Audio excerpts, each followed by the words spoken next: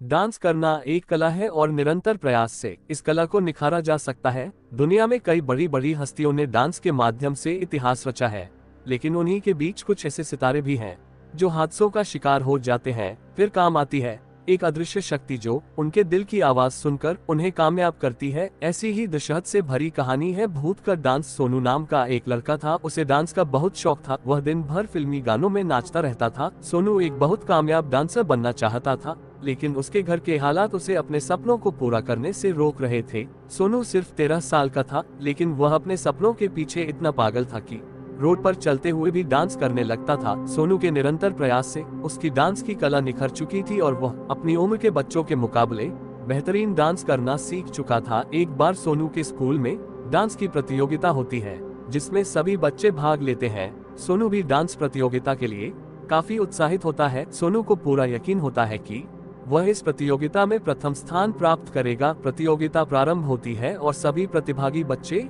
एक एक करके अपने डांस का प्रदर्शन करते हैं।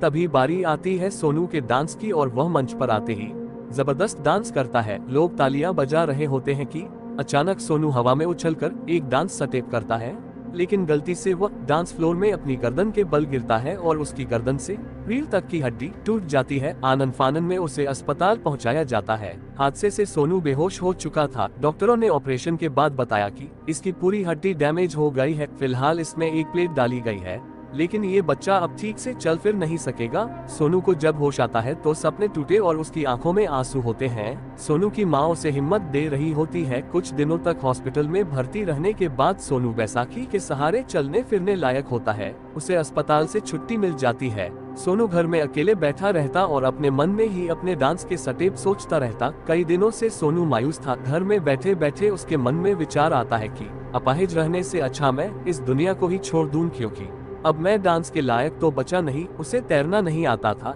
इसलिए उसने नदी में कूदकर जान देना तय किया। सोनू अपनी माँ से बाहर जाने को कहता है, लेकिन अब वह चलने फिरने लायक नहीं है, इसलिए उसकी माँ उसे बाहर जाने से मना करती है।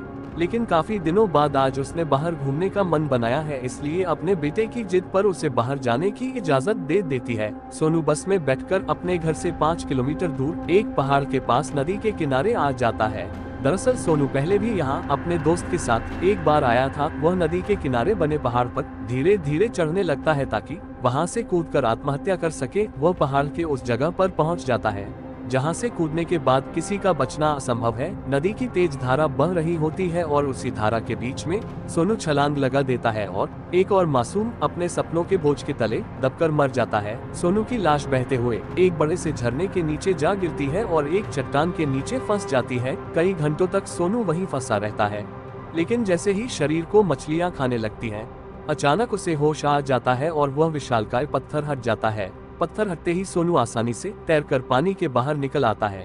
जबकि वह तैरना नहीं जानता था। सोनू जंगल के रास्ते अपने घर के लिए निकलता है। सोनू को रास्ते में कई कंकाल लटके हुए दिखाई देते हैं। ऐसा लग रहा था कि ये काले जादू से भरा हुआ इलाका है। कोने कोने से आत्माओं की आहट महसूस हो रही